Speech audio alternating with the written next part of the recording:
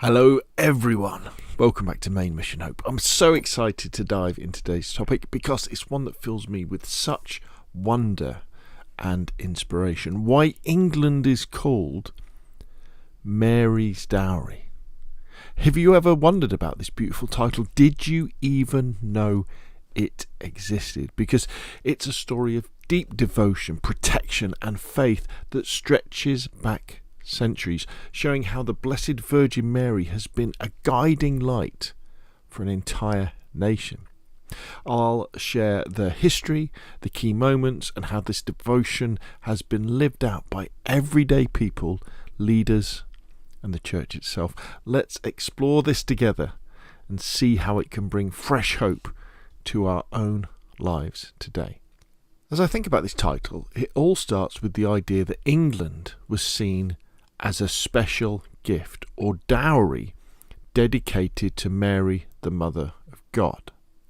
This wasn't just a poetic name.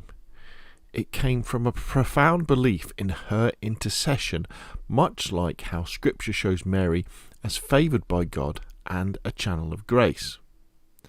Theologically, this aligns with the Church's teachings on Mary's unique role in salvation history, as she's the one who said yes to God's plan, bringing hope to a world in need.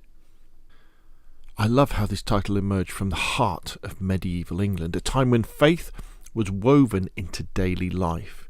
Historical records show it was in common use by the mid-1300s, with the preacher noting that it is commonly said that the land of England is the Virgin's dowry.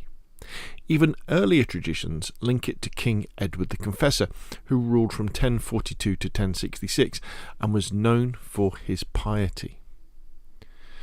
By around 1400, Archbishop Thomas Arundel of Canterbury wrote passionately about it, emphasising how the special status called the English to deeper devotion. And this echoes the Church's understanding of consecration, setting something apart for God, as seen in Mary's own life of total dedication.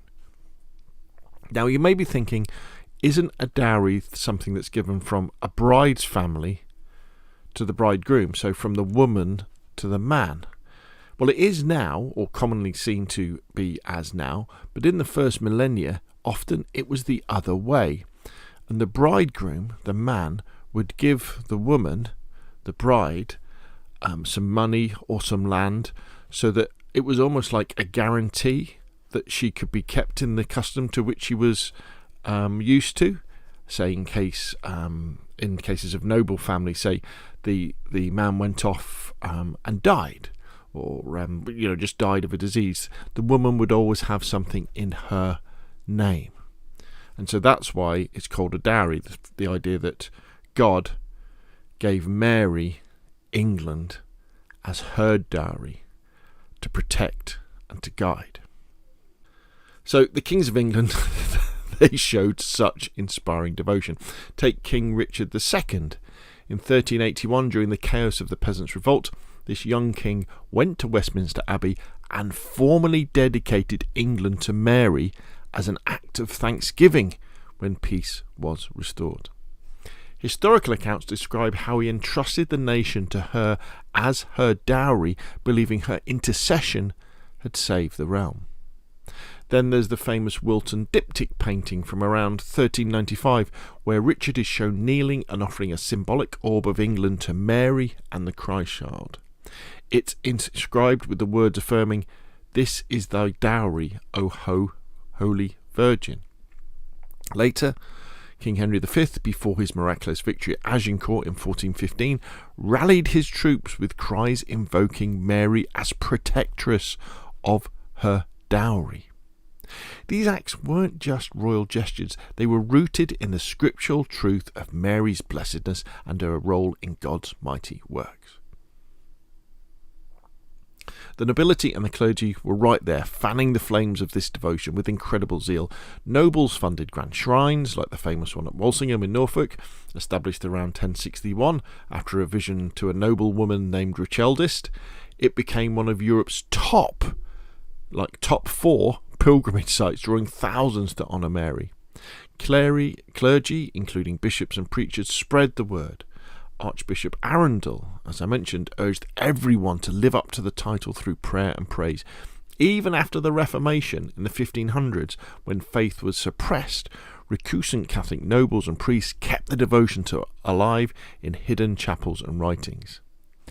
This reflects the Church's teaching that devotion to Mary draws us closer to Christ, turning hearts towards hope and renewal.